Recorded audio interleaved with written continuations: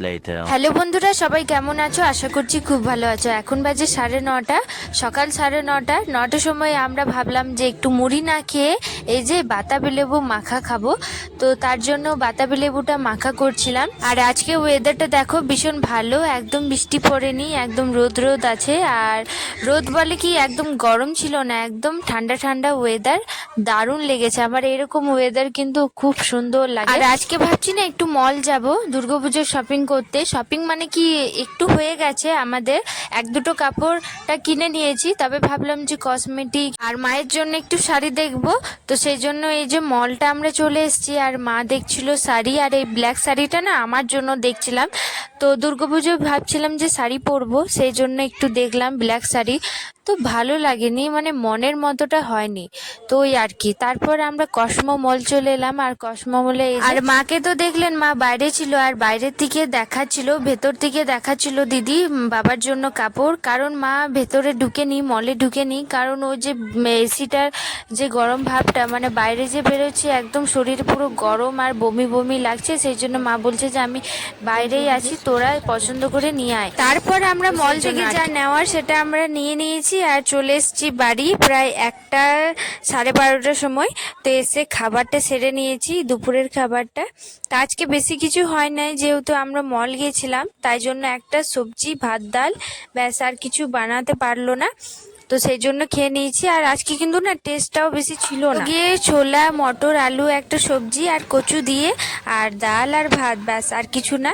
তারপর একটু পর মানে আমরা ঘুমিয়ে গেছিলাম, প্রায় 4টার সময় উঠে এই যে একটু চিড়ে ভাজলাম বাদাম দিয়ে, মানে হচ্ছে একটু ভিডিও বানাচ্ছিলাম, চিড়ে ভাজা ভিডিও শুট করেছিলাম, তাই জন্য আমাকে জানো তো একটা স্ট্যান্ড কিনতে হবে ফোন রাখার জন্য, একটা স্ট্যান্ড। আমার এই যে ফোনে ধরে ভিডিওটা বানাই, তো আমার অনেকটাই বেশি অসুবিধাটা হয়, আর দিদি বেশিরভাগ ধরতে চায় না ফোনটা, তো সেই জন্য ভাবলাম যে একটা স্ট্যান্ড কিনবো।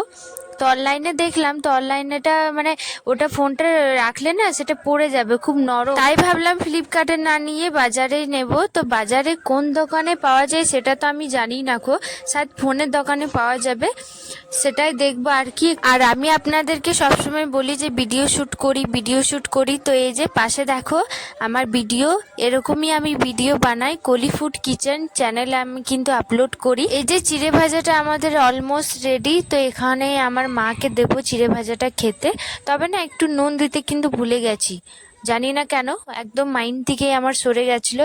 তো এখানে দিদি যাচ্ছে জল ভরতে, কলের জল ভরতে। আর একটু ভাবছি ছাদে যাব, ছাদের তো বাবা কাজ করছে, কাঠের কাজ, তো তাই ভাবলাম যে একটু ছাদে গিয়ে বসবো, বেশ ভালো লাগছে, ঠান্ডা ঠান্ডা ওয়েদার আছে, তো চলো ছাদে যাওয়া যাক। একটু বাটিতে করে নিয়ে চলে যাচ্ছি আগেই চিড়ে ভাজা, সেটা মা খাবে বলে। তো এই যে চিড়ে ভাজাটা নিয়ে এসেছিলাম, তো একটু আমি খেয়ে দেখলাম 1 চামচ, যে যে বানিয়েছে সে তো খাবেই না বলো তো, তাই ভাবলাম একটু টেস্ট করে দেখি। আর এখানে বাবা কাজ করছে দেখো, যে কার্ডটা নেবে, যার এটা অর্ডার, সে এসছে দেখতে, তো ওটাই দেখছি। আর আমি যতবার ছাদে চাপি ততবার এটা দেখি, আমার ভীষণ ভালো লাগে, সামনেই পুকুর, সামনেই গাছ পাছ, খুব সুন্দর লাগে, একটা ঠান্ডা হাওয়া তো একটা আলাদাই দেয়।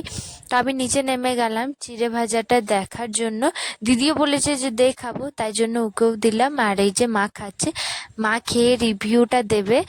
আর একটু লবণটাই কম হয়ে গেছিলো, তো যাই হোক এমনিতে কিন্তু ভীষণ ভালো হয়েছিল, তবে কারি পাতাটা ইউজ করতে পারলাম না, কারি পাতাটা ছিলই না, মানে আমাদের বাড়িতে এখানে কোথাও গাছ নেই কারি পাতার, সেই জন্য কিন্তু আমি দিতে পারলাম না। আর চিড়ে ভাজার মধ্যে না কারি পাতাটা একটু বেশি কারি পাতাটা বেশি ভালো লাগে। তো এই যে মা খেলো 2 চামচ, ওর তো ভালো লাগলো, তাই ভাবলাম একটু আমিও খেয়ে দেখি। তো এই ভিডিওটা আমি এখানেই শেষ করি, কেমন লাগলো অবশ্যই কিন্তু কমেন্ট করে জানাও, ভালো লেগে থাকে চ্যানেলটা সাবস্ক্রাইব করো। বাই, দেখা হচ্ছে নেক্সট ভিডিও।